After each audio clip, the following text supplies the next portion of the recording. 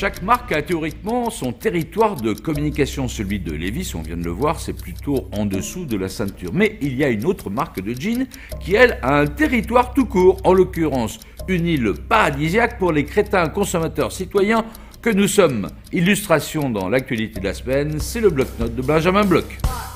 Si Levi's a placé sa com en dessous de la ceinture, Diesel situe la sienne au niveau de l'encéphale.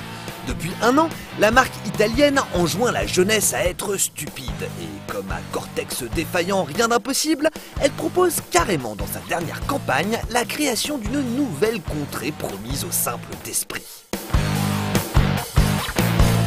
Not long ago, around 50 pioneers left behind their jobs and their families with a bag full of dreams, and more importantly, a bag full of cash. After days of hardship, the pioneers finally set foot on an island. They thought about conquering it by killing its natives like other countries did.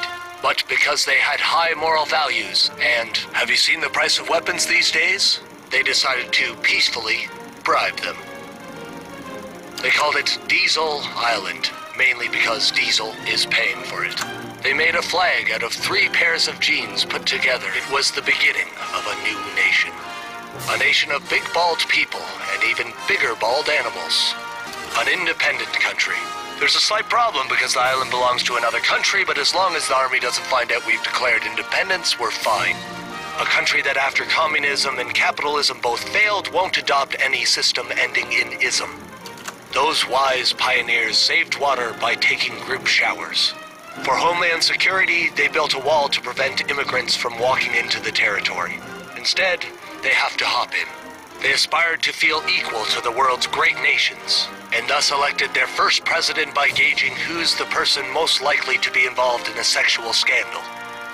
The night falls on Diesel Island, and these patriots get some well-deserved rest after 3 hours of sex in the hopes of populating this wonderful new country. Diesel Island, land of the stupid, home of the brave. On dit souvent que sous le capot, les Allemandes sont les plus puissantes. Mais qu'en est-il sous la couette? En tout cas, si ce spot ne vous détournera pas des tirs allemandes, il vous dissuadera peut-être de tirer des Allemandes.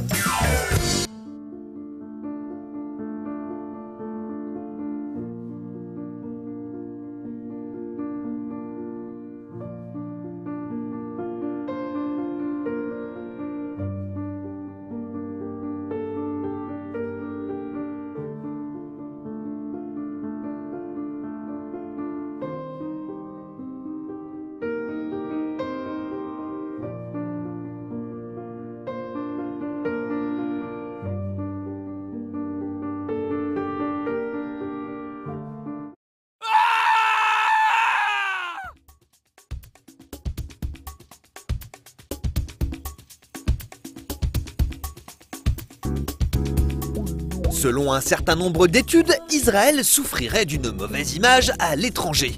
Alors pour redorer le blason de l'État hébreu, une association juive canadienne s'est lancée dans l'argumentaire touristique. Un argumentaire que certains qualifieront de pas très catholique.